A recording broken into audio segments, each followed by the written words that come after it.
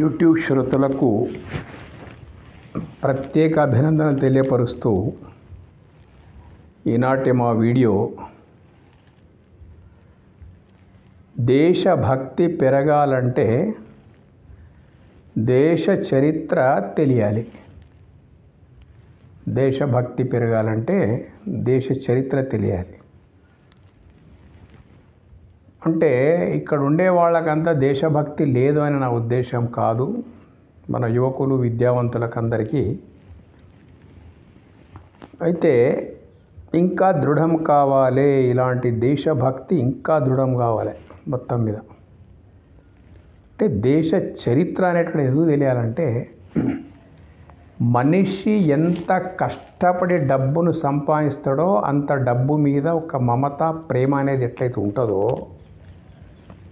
అట్లాగే ఏ దేశంలో మనం నివసిస్తూ ఉన్నామో ఈ దేశపు పూర్వీకులు సుమారు 7వ శతాబ్దం నుండి ఎన్ని కష్టాలు అనుభవించారు మన పూర్వీకులు అనేటువంటి విషయం మనకు తెలవాలి. 1947 వరకు 47 తర్వాత ఇవన్నీ ఖచ్చితంగా తెలిస్తే కానీ దేశం మీద ఒక భక్తి అనేది పెరుగుతుంది. ఎందుకంటే ఒకవేళ దేశ చరిత్ర తెలియకపోతే తిరిగి అలాంటి పరిస్థితులు ఘోరాతి ఘోరమైనటువంటి పరిస్థితులు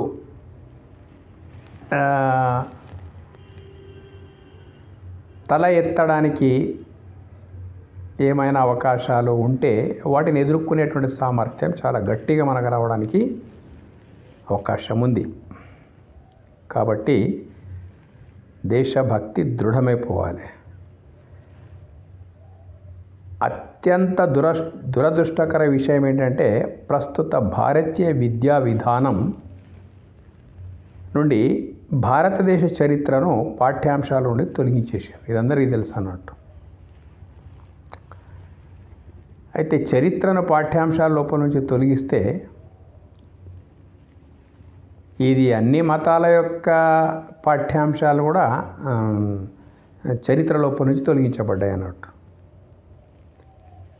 విచిత్రం ఏంటిదంటే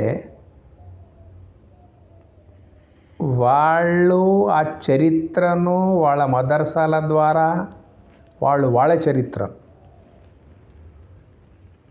తర్వాత ఈ రకంగా చర్చిల్లో చరిత్రను తెలుసుకుంటూ ఉంటారు. వాళ్ళు చెప్తూ ఉంటారు, వాళ్ళకి సంబంధించినటువంటి వాళ్ళు అవన్నీ చెప్తూ ఉంటారు. కానీ మన దారిద్ర్యం ఏంటిదంటే మనకు అలాంటి అవకాశాలు కల్పించుకోకపోవడం. మనం పరిస్థితులు ఏమైపోయినాయంటే ఒక వ్యక్తికి ఒక నగరం చూపిస్తా అని చెప్పేసి 2 కళ్ళకు పట్టీలు కట్టి గట్టిగా పట్టీలు కట్టి ఏమి కనిపించనంత పట్టీలు గట్టిగా కట్టి నగరంలో వాడిని త్రిప్పుకొని వస్తే వాడు ఏమి చూసినట్టు ఉండదు అన్నట్టు. అంతేకాదు మన పరిస్థితి చరిత్ర అనేది పక్కకు చారిత్రక జ్ఞానం కనుక మనకు లేకపోతే దేశం గురించి మన కళ్ళ కూడా పట్టీలు ఉన్నట్టే ఉంటుంది. కాబట్టి అంతేకాదు విద్యా విధానం ఎట్లా మారిపోయిందంటే విద్యార్థి కొంచెం సమయం తీసుకొని ఇతరత్ర ఏదైనా తెలుసుకోవడానికి వీలుందా అంటే ఆ వీలు కూడా లేదు.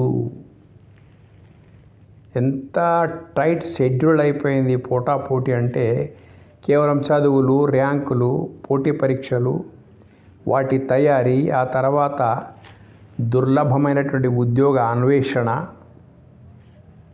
ఇదే పరుగులు పరుగులు పరుగులు. అట్లా విద్యా విధానం మారిపోయింది. కాబట్టి చరిత్ర పాఠ్యాంశాల లోపల లేదు.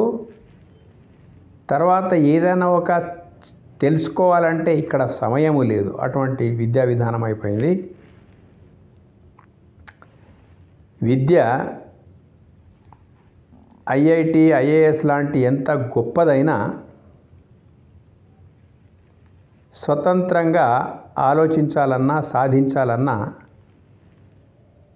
దేశభక్తి దైవభక్తిని గురించి బాహాటంగా ఏం మాట్లాడినా భయమే భయం.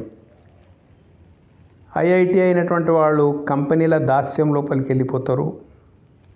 వాళ్ళ ముందున్న పనులు వాళ్ళకు వీలుండదు. ఐఏఎస్ లాంటివి గ్రూప్ 1 ఇలాంటి విద్యావంతులు చదువుకున్నటువంటి వాళ్ళు ఏమైపోతున్నారు, ప్రభుత్వాల భయం లోపల మగ్గిపోతూ ఉన్నారు. అంటే చరిత్ర విద్యార్థులకు ఐఏఎస్ ఐపీఎస్ ఐఎఫ్ఎస్ లాంటివి వారికి వాళ్ళు చదివే విద్యార్జన లోపల కొంత చరిత్ర అధ్యయనం కంపల్సరీ ఉంటుందన్నట్టు వాళ్ళ విషయాల లోపల. ఐఏఎస్ కానీ ఐపీఎస్ కానీ ఐఎఫ్ఎస్ కానీ ఐఏఎస్ ఇటువంటివన్నీ కొన్ని ఆల్ ఇండియా కాంపిటేటివ్ ఎగ్జామ్స్ ఏవైతే ఉన్నాయో, గ్రూప్స్ ఎగ్జామ్స్ ఏవైతే ఉన్నాయో, ఇలాంటి వాటి లోపల కొంత అవకాశం ఉంటుంది, కొంత చరిత్ర అధ్యయనం ఉంటుంది తప్ప ఈ సైన్స్ అండ్ టెక్నాలజీ విద్యార్థులకు ఆ మాత్రం అవకాశం కూడా దొరకదు. ఇప్పుడైతే చరిత్ర టోటలే మైనస్ అయిపోయింది అన్నట్టు. ఇంతవరకు చెప్పినట్టు ఐఏఎస్ వాళ్ళ లాంటివి ఎందుకు కొంచెం అవకాశం దొరుకుతుందంటే వాళ్ళకు ఆ కాంపిటేటివ్ ఎగ్జామ్స్ లోపల వాటికి సంబంధించిన ప్రశ్నలు కూడా ఉంటాయి కాబట్టి ఖచ్చితంగా వాళ్ళు యాంత్రికంగానన్నా చరిత్ర చదవాల్సి వస్తుంది అన్నట్టు. మిగతా టెక్నాలజీ విద్యార్థులకు సైన్స్ అండ్ టెక్నాలజీ అది కూడా దొరకదు.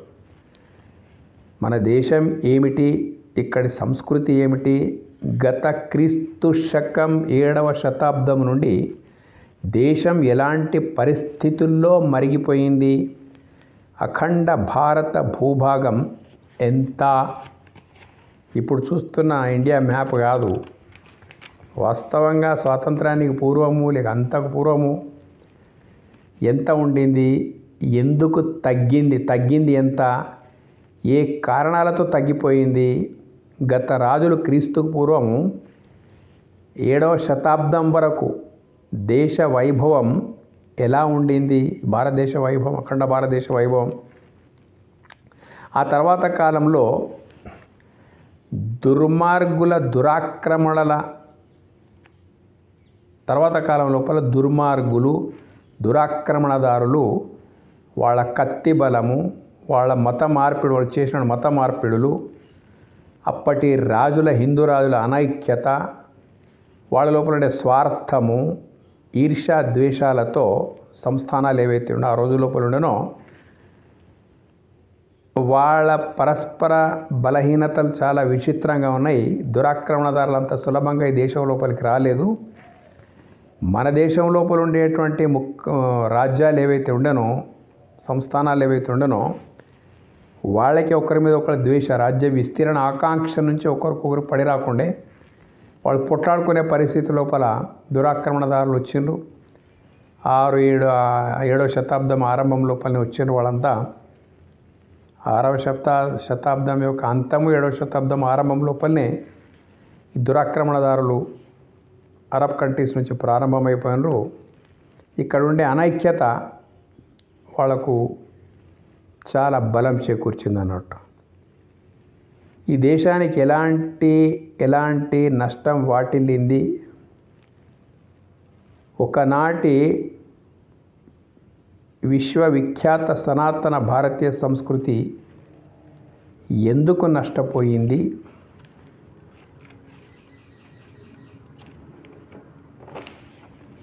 దుర్మార్గులైనటువంటి దురాక్రమణదారులు ఆ రోజుల్లో ఆలయాలను ఎంతగా విధ్వంసం చేసినారు. ఎందుకు చేసిన విధ్వంసం అంటే మన సంస్కృతికి పట్టుకొమ్మ లాంటివి ఆలయాలు, వాటిని విధ్వంసం చేయడము, ఎంతటి దారుణమైన మత మార్పిడులకు పాటుపడడం, ఎంతమంది లక్షలాది భారతీయ స్త్రీలను దుర్మార్గులు దురాక్రమణదారులు కామాంధుల కాటుకు బలైపోయినరు. లక్షలాది మంది స్త్రీలు ఆనాటి వందలాది రాజసంస్థానాలు ఏలిన రాజులు ఈ దుర్మార్గాన్ని ఎలా ఎదుర్కొన్నారు, లేదా వీరికి వీరే పొట్లాడుకోవడాల ద్వారా ఈ కారణంగా ఈ దేశం క్రీస్తు శకము 1000 నుండే క్రమక్రమంగా శత్రువులకు ఎలా చేజిక్కింది. ఆనాటి రాక్షస భావజాలపు దురాక్రమణదారులు ఎవరైతే ఉన్నారో ఈ దేశం లోపలికి తెచ్చినటువంటి బయట నుంచి సనాతన ధర్మానికి ఎంతగా హాని తలపెట్టినారు, వాళ్ళు వచ్చి ఎన్ని గుళ్ళను నేలమట్టం చేసినారు. సుప్రసిద్ధ విశ్వవిఖ్యాతమైనటువంటి నలంద తక్షశిల విశ్వవిద్యాలయాలు ఇప్పుడు మనం అమెరికా లోపల అక్కడక్కడ కేంబ్రిడ్జ్ అంటున్నాము, రకరకాల విశ్వవిద్యాలయాల గురించి మనం మాట్లాడుతున్నాము. అప్పటి రోజుల లోపల ఎక్కడ ప్రపంచం లోపల లేనటువంటి విశ్వవిద్యాలయ నలంద తక్షశిల విశ్వవిద్యాలయం అవుతున్నాయో భారతదేశంలో ఉండడము, బయటి దేశం వారు వచ్చి ఇక్కడ విద్యను అభ్యసించడము, ఇటువంటి అన్నీ ఉంటే ఆ విశ్వవిద్యాలయాన్ని కూల్చేయడము, విశ్వవిద్యాలయం గ్రంథాలయాలు నలంద విశ్వవిద్యాలయము కొన్ని నెలల వరకు వాళ్ళు నిప్పంటిస్తే కాలిపోయింది. చేతి వ్రాత ప్రింటింగ్ ప్రెస్సుల్లో ఏం లేవు. అతి కష్టం మీద పుస్తకాలు ప్రింట్ చేయడం దుర్లభమైనటువంటి విషయము.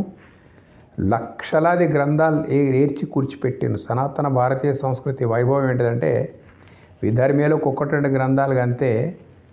మొత్తం నలంద తక్షశిల విశ్వవిద్యాలయం లోపల సైన్స్ అండ్ టెక్నాలజీకి సంబంధించినటువంటి అన్నీ మొత్తం ఏవైతే ఉండేనో 3 నెలల వరకు కాలింది విద్యాలయం అంటే ఆ గ్రంథాలయం అంటే మీరు తెలుసుకోండి.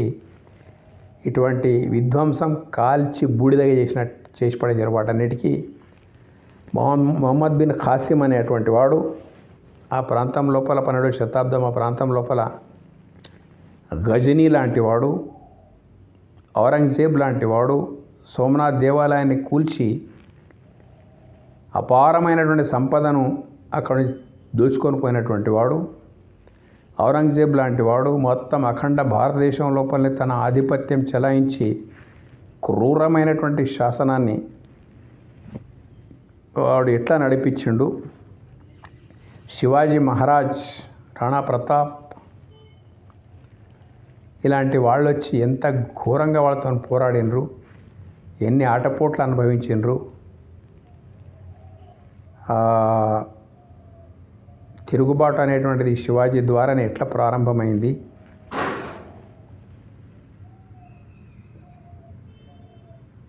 ఇలాంటి దుర్మార్గుల యొక్క ఔరంగజేబ్ లాంటి అభినవ రాక్షసులు వారి ఆగడాలు మన పూర్వీకులు ఎంతగా వారి ద్వారా బాధపడ్డారో మనం ఒకసారి వింటే గుండె బద్దలైపోతుంది. ఇక మన తెలంగాణ నిజాం స్టేట్ ఇక్కడి నిజాం నవాబులు రజాకారులు ఎంతటి దారుణానికి పాల్పడ్డారో 1948 పోలీస్ యాక్షన్ చరిత్రను కూడా ఖచ్చితంగా మనం తెలుసుకొని తీరాలన్నట్టు. సర్దార్ వల్లభాయ్ పటేల్ రావడము, ఈ సంస్థానాల విలీనీకరణ లోపల అనేది అమోఘమైన పాత్ర ఉండడము, నిజాం సంస్థానం విలీనీకరణ భారత ఇండియన్ యూనియన్ లోపల దీన్ని విలీనం చేయడం ఎంత కష్టతరమైనటువంటి పని, ఎంతమంది అసూలు వాసిండ్రు, ఎంత కష్టపడరు అనేటువంటి విషయం కూడా మనం తెలుసుకోవాలి. ఇది ఇలా జరిగిపోయింది. దురాక్రమణదారులు మొహమ్మద్ గజనీ అనుకోండి, మొహమ్మద్ బిన్ ఖాసిం అనుకోండి, ఔరంగజేబ్ చాలా పేర్లు ఉన్నాయి. అన్నీ దాదాపు 800 సంవత్సరాలు ఈ దేశాన్ని అతలాకుతలం చేసినటువంటి రాక్షస శక్తులవి. చాలా పేర్లున్నాయి, చాలా బాధలున్నాయి. అదొక విషఘడి అన్నట్టు. అది అట్లా అయిపోయింది. 16వ శతాబ్దం వరకు, 17వ శతాబ్దం 16 చివర 17 ఆరంభం లోపల మేమేం తక్కువనా అన్నట్టు ఆంగ్లేయులు, సూర్యుడు అస్తమించిన బ్రిటిష్ సామ్రాజ్యం అని అప్పుడు పేరుగాంచినటువంటి బ్రిటిష్ ఏదైతే ఉందో మళ్ళీ ఆ రోజులు ఎట్లుండనో ఏంటో మరి, చిన్న దేశం కానీ ప్రపంచం మీద ఆధిపత్యం చెలాయించినటువంటి పరిస్థితి అది. వాళ్ళు ముస్లింలేనా భారతదేశానికి దోచుకోవడం లోపల, వాళ్ళని ఇబ్బంది పెట్టడం లోపల ముస్లింలేనా? మేమేం తక్కువ తిన్నాము? మేము కూడా ఏం తక్కువ లేము. ఎందుకంటే ఎక్కడ ముస్లింలు ఉంటారో అక్కడ క్రిస్టియన్లు ఆనాటి నుంచి కూడా ఆ భావజాలాలకు ఒక సంఘర్షణ ఉంటుంది. కన్ను వాళ్ళది కూడా పడిపోయింది అన్నట్టు. అయిపోయిందా? 17వ శతాబ్దం లోపల వాళ్ళు ఈస్ట్ ఇండియా కంపెనీ ద్వారా ఇక్కడికి వ్యాపార సంబంధాలు కుదుర్చుకోవడానికి రావడము, ఆ తర్వాత ఆ రోజుల్లో ఇక్కడ మన స్వయంకృత అపరాధాలు కూడా కొన్ని ఉండడము, అంటరానితనము, కుల వివక్ష, వర్ణ వివక్షతోని అట్టుడికిపోయినటువంటి ఆనాటి పరిస్థితులు, ఇదంతా చూసుకొని వ్యాపారం కొరకు వచ్చినటువంటి ఈస్ట్ ఇండియా కంపెనీ, బ్రిటిషర్స్ యొక్క ఈస్ట్ ఇండియా కంపెనీ ఈ అవకాశాలన్నింటిని ఇక్కడ బేరీ చేసుకొని, అరే ఇక్కడ మన మత ప్రచారానికి కూడా చాలా మంచి అవకాశం ఉంది, వెలివేయబడ్డ జాతులు, తాడిత పీడిత అణగారిన వర్గాలు చాలా ఇక్కడ బాధపడతా ఉన్నారు. ఇటువంటి సమయం లోపల మనము వీళ్ళకు ఏవైనా ఆశలు చూపి ఆ మతాన్ని వదిలించి మన మతం లోపల మార్చుకోవడం ఏదైతుందో, కలుపుకోవడం ఏదైతుందో చాలా సులభమైనటువంటి పని అని ఈస్ట్ ఇండియా కంపెనీతో పాటే మత ప్రచారం కూడా స్టార్ట్ అయింది. వాళ్ళు ఎటువంటి వాళ్ళు అంటే, వీళ్ళేమో చేదు గింజలు లాంటి వాళ్ళు, ముస్లింలు ఆనాటి వాళ్ళంతా చేదు అంటే చేదు, కత్తులు కటారాలు తీసుకొని దేనికైనా రెడీ అని నిలబడేటువంటి వాళ్ళు. అది మనకు డైరెక్ట్ కనిపించేటువంటిది. కానీ ఆంగ్లేయులు అట్లా కాదు. తేనెలో విషం, అది కూడా తీయని విషం. తేనె రంగు విషయము, తేనె రంగు విషమే తేనెలో కలిపి ఆ తేనె రంగు విషము తీయగా ఉండడం, తేనెలో కలపడం. ఎట్లా మనం గుర్తుపట్టేది? ఆ రకమైనటువంటి ముసుగు లోపల వచ్చేసి ఆంగ్లేయుల పాలన, వారి దోపిడీ 17వ శతాబ్దంలో ప్రారంభమైపోయింది. వారి యొక్క దోపిడీ, వారి యొక్క మత మార్పిడులు, సనాతనం గురించి వారు నూరిపోసినటువంటి విషము, సనాతన ధర్మం యొక్క వైభవాన్ని ఏమి తెలిసినటువంటి వాళ్ళప్పుడు లేకపోవడం వల్ల కుట్రాపూరితంగా సనాతన ధర్మం అంటే అంతా లోపల విషమే ఉంది, అంటరానితనం ఉన్నది, తర్వాత అస్పృశ్యత ఉన్నది, కుల వివక్ష ఉన్నది, జాతి వివక్ష ఉన్నది. ఇలాంటిది ఒక ధర్మమేనా అని వాళ్ళు ఆ మన ధర్మశాస్త్రానికి విపరీత వ్యాఖ్యానాలు రాయడము. దాస్య శృంఖలాల లోపల అప్పటి వరకు 800 సంవత్సరాలు, క్రీస్తు శకం 7వ శతాబ్దం నుండే దాస్య శృంఖలాలు ఇలాంటి అన్ని ఆటుపోట్లు స్టార్ట్ అయిపోయినాయి. క్రీస్తు శకం 1000 నుండి అయితే కంప్లీట్ దాసుల మాదిరిగానే బతికిపోయినాము. చాలా బాధలతో బతికిపోయినటువంటి మనం అప్పుడు ఏం చేయగలుగుతాము?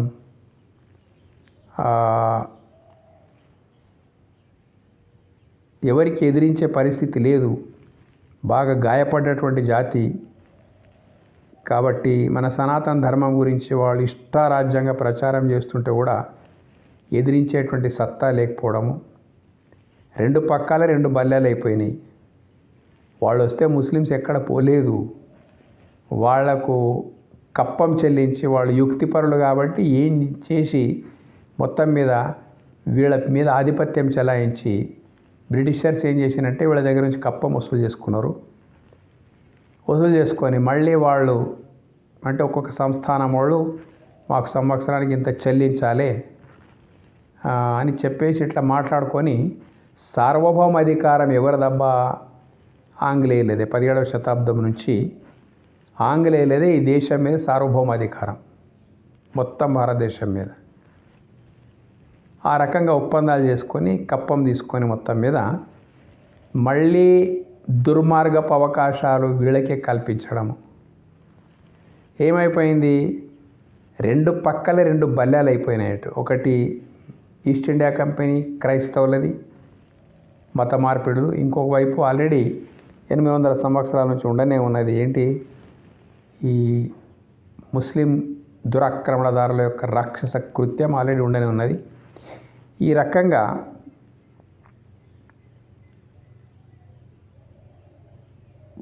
జరిగిపోయింది అన్నట్టు. ఆంగ్లేయులు ఇది ఎట్లా జరిగిపోయింది, దోపిడీ ఎట్లా జరిగిపోయిందనే మాటకు వస్తే ఈ దేశం నుంచి ఒక ఎగ్జాంపుల్ అంటే దీని ప్రకారంగా అన్నీ అనుకోవాలి. ఈ దేశం నుంచి మట్టిని ఉచితంగా తీసుకుపోవడము, కుండలు అక్కడ చేసుకొని వచ్చి ఇక్కడ చాలా రేటుకు అమ్మడము అనుకోండి ఎగ్జాంపుల్గా. ఆ రకంగానే ఇక్కడ ఉండేటువంటి ఖనిజ సంపదనంతా దోచుకొని పోవడము, వస్తువులు తయారు చేసి మళ్ళీ ఇక్కడ వాళ్ళకి అమ్మడము, వాళ్లకు ఖనిజాల యొక్క సోర్స్ ఇక్కడనే, తయారైన వస్తువుల యొక్క మార్కెట్ ఇక్కడనే. ఇక్కడ డబుల్ ఇన్కమా కాదా మొత్తం మీద. ఈ రకంగా దేశాన్ని చాలా అతలాకుతలం చేసిన మొత్తం మీద అన్ని ఖనిజాలు దోచుకొని పోయి ఇలాంటి ముస్లిం రాజులు, తర్వాత తెల్లదొరలు ఇంతవరకు అన్నట్టు రెండు పక్క లోపల రెండు బల్యాలు అయిపోయి మన సనాతన భారతీయ సంస్కృతిని అట్లాగే విధ్వంసం చేసినారు.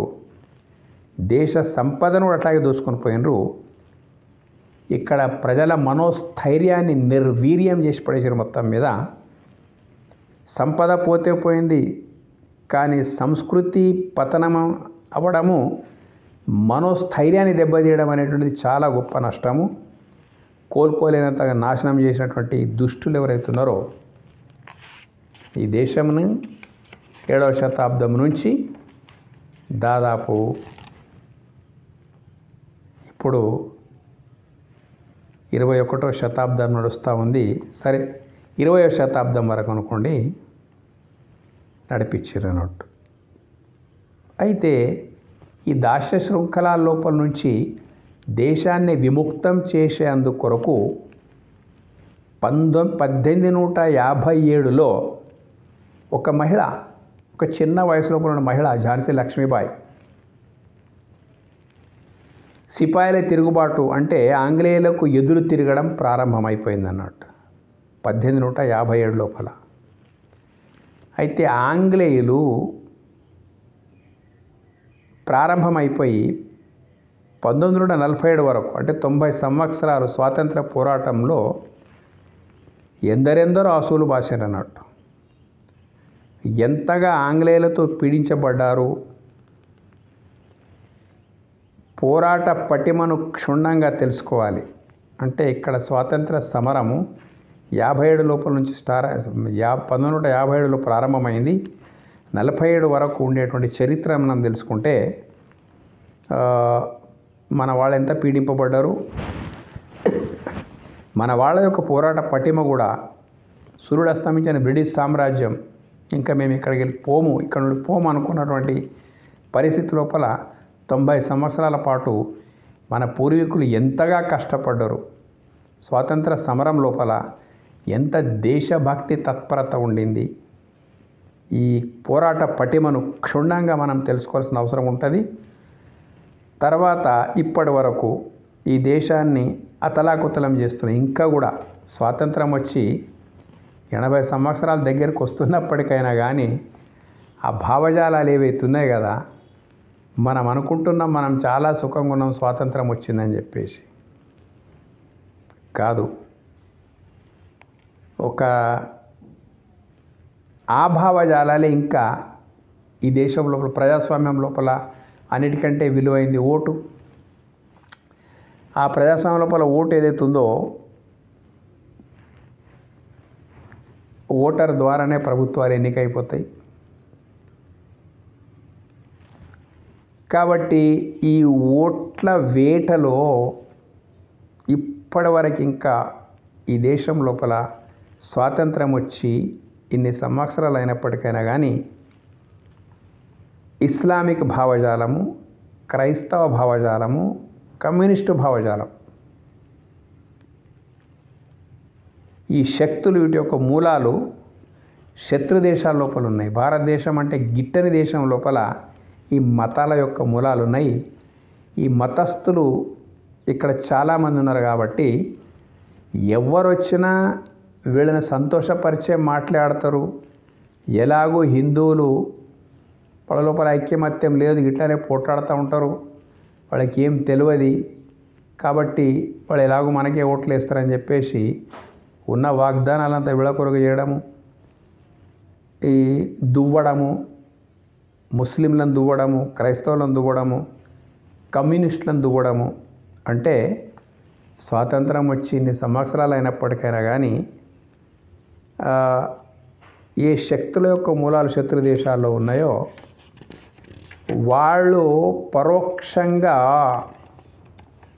చేస్తున్న ఆగడాలు ఏవైతున్నాయి కదా, దేశాన్ని అస్థిరపరిచేటువంటి ప్రయత్నం లోపలనే ఈ శక్తులన్నీ ఉంటాయి అన్నట్టు. మొత్తం మీద చూస్తూ ఉన్నాం. ఇప్పుడు ఏ చిన్న విషయం జరిగినా అంతా ప్రభంజనం అన్నట్టు. మొత్తం మీద దేశాన్ని అస్థిరపరచాలి, ఊపిరాడనివ్వకూడదు, భద్రతకు భంగం కలిగించాలి.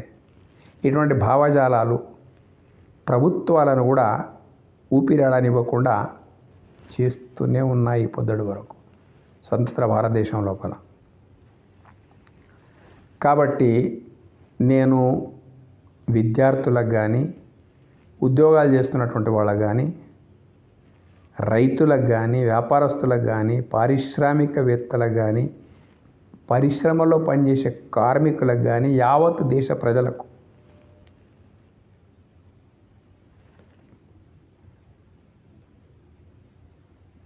అందరికీ నా యొక్క విజ్ఞప్తి ఏంటిదంటే, దేశ చరిత్రను తెలుసుకుంటే కానీ దేశభక్తి దృఢం కావడానికి వీల్లేదు. నిరంతరం దేశ చరిత్రను తెలుసుకోండి, నిరంతరం మననం చేస్తూ ఉండండి. తిరిగి నష్టపరచాలనుకుంటున్నటువంటి దుష్ట శక్తులకు తగినటువంటి బుద్ధి చెప్పాలి. అయితే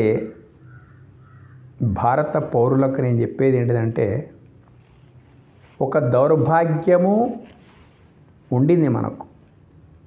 పాఠ్యాంశాల లోపల చరిత్రను ఉంచకపోవడం ఎందుకు? ఈ దేశం లోపల ఉన్నటువంటి వాళ్ళకు తిరుగుబాటు వస్తాయని చెప్పేసి తొలగించేసాను. పోనీ అయితే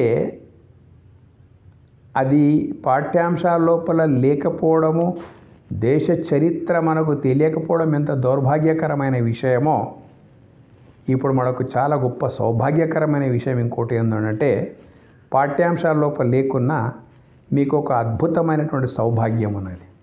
అద్భుతమైనటువంటి సౌభాగ్యం ఇది భగవంతుని ఒక వరం అనుకోండి. మొత్తం మీద అందరికీ వరమే, మనకొక్కరికే కాదు.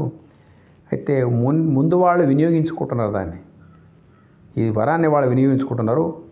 కానీ మనం మాత్రం చాలా వెనుకబడిపోతున్నాము. ఏంటిది ఆ వరం అంటే, ఐటీ విప్లవం, ఇన్ఫర్మేషన్ టెక్నాలజీ, సమాచార విప్లవం. స్మార్ట్ ఫోన్ లేని చేతులు లేవు భారతదేశం లోపల ఈరోజు. నెట్ కనెక్షన్ లేని ఫోన్లు లేవు, స్మార్ట్ ఫోన్లు లేవు.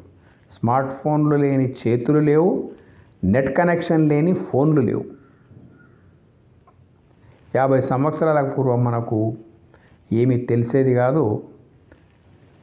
గతంలో సాధ్యం కాని అసాధ్యాలన్నీ ఇప్పుడు సాధ్యం చేసుకోండి. దేశ చరిత్రను తెలుసుకోండి. ఏం చేయవలసిన అవసరం లేదు, రక్తం అదే మరిగిపోతుంది. ఈ దేశంకి ఎలాంటి దుర్మార్గులు ఎంతగా పీడించారో ఒక్కసారి కరెక్ట్గా మనం తెలుసుకుంటే అలాంటి పీడ మళ్ళీ మన దేశానికి రాకుండా మనం ఎలా జాగ్రత్త పడాలనేటువంటి విషయం చరిత్రను ఖచ్చితంగా తెలుసుకుంటే మాత్రమే రక్తము మరిగి దేశభక్తి పెరగడానికి అవకాశం ఉందన్నట్టు. లేకపోతే ఏమైంది, ఏం తెలుస్తుంది? చూడండి, ఇప్పుడు భారతదేశం ఉన్నది ఇన్ని రాష్ట్రాలు ఉన్నాయి, ఈడి ప్రభుత్వం ఆ ప్రభుత్వం. కానీ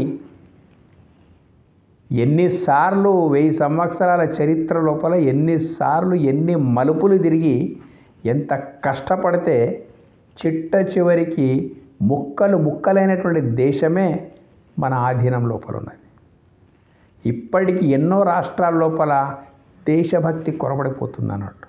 సరిహద్దు రాష్ట్రాల లోపల అక్కడ ఇక్కడ ఇప్పుడు కాశ్మీర్ ఇటువంటి ప్రాంతాల లోపల దేశభక్తి అనేటువంటిది చాలా చాలా కొరవడిపోతున్నది. వాళ్ళు మాకు ఏమేమో మాట్లాడుతూ ఉన్నారు. వీళ్ళ వెనక ఏముంటుంది?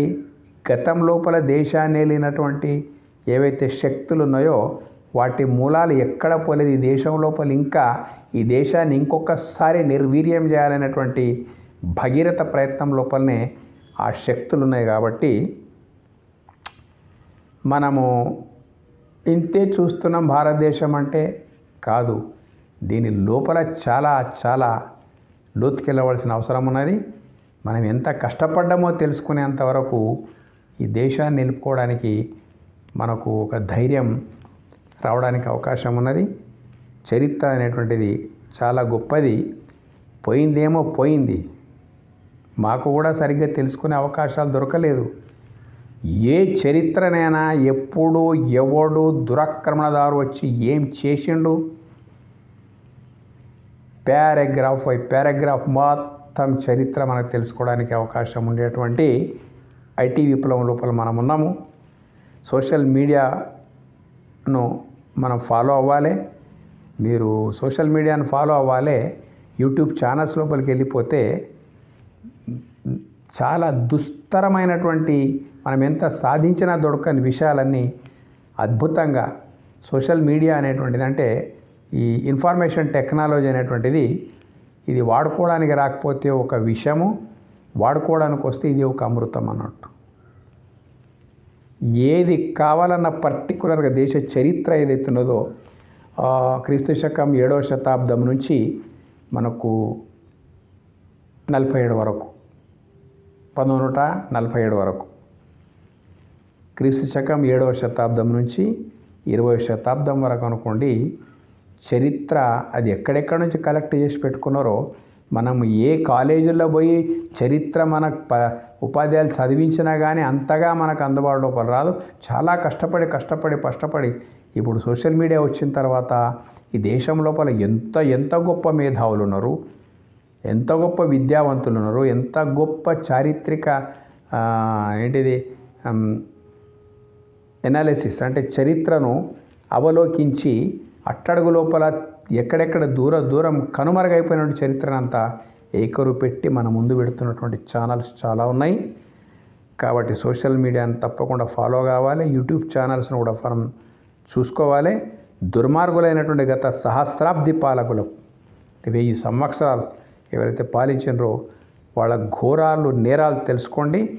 రక్తం మరిగిపోయే సత్యాలు మీ ముందుకు వస్తాయి. అప్పుడే మీలో దేశభక్తి పెంపొందుతుంది. దేశ అఖండత సుస్థిరతకు ఏం చేయాలో మీకే తెలిసి వస్తుంది. దైవ భక్తికి సమానంగా దేశభక్తిని కలిగి ఉండండి. దేశం సుస్థిరంగా లేకపోతే దైవభక్తి కూడా అంతంత మాత్రంగా ఉంటుంది. ఏమాత్రం అజాగ్రత్తగా ఉంటే గతంలో, ఇది బాగా గమనించండి, ఇప్పుడు గనక మనం అజాగ్రత్తగా ఉంటే గతంలో ఎప్పుడు లేనంతటి ప్రమాదకర శక్తులు ఇప్పుడు దేశాన్ని ముక్క చెక్కలు చేయడానికి పొంచి ఉన్నాయి అనేటువంటి విషయాన్ని మరవకండి. Every action there is equal and opposite reaction. అప్పుడు 1000 సంవత్సరాల నాడు వచ్చిన దుర్మార్గులకు ఇటువంటి సైన్స్ అండ్ టెక్నాలజీ అందుబాటులో లేదు. వాళ్ళ అవశేషాలతో కూడుకున్నటువంటి దుర్మార్గులు ఇప్పుడు ఎవరైతున్నారో ఈ సైన్స్ అండ్ టెక్నాలజీని బాగా ఉపయోగించుకుంటున్నారు వాళ్ళు. మనం కనుక ఏమాత్రం అజాగ్రత్తగా ఉంటే గతంలో వాళ్ళు కీడు తలపెట్టడానికి కొంచెం టైం పట్టింది. ఇంత టైం లోపల ఇంత విధ్వంసం సృష్టించారు. ఇప్పుడు అట్లా లేదు, చాలా తొందరగానే విధ్వంసాలకు రచనలు తయారైపోతాయి. గతంలో ఎప్పుడు లేనంతటి ప్రమాదకర శక్తులు ఇప్పుడు దేశాన్ని ముక్క చెక్కలు చేయడానికి పొంచి ఉన్నాయి. వీటిని క్షుణ్ణంగా మనము జాగ్రత్తగా పరిశీలిస్తూ దేశ చరిత్రను తెలుసుకొని దేశభక్తిని పెంపొందించాలనే మీ అందరి నుంచి వేడుకుంటున్నా. ధన్యవాదాలు.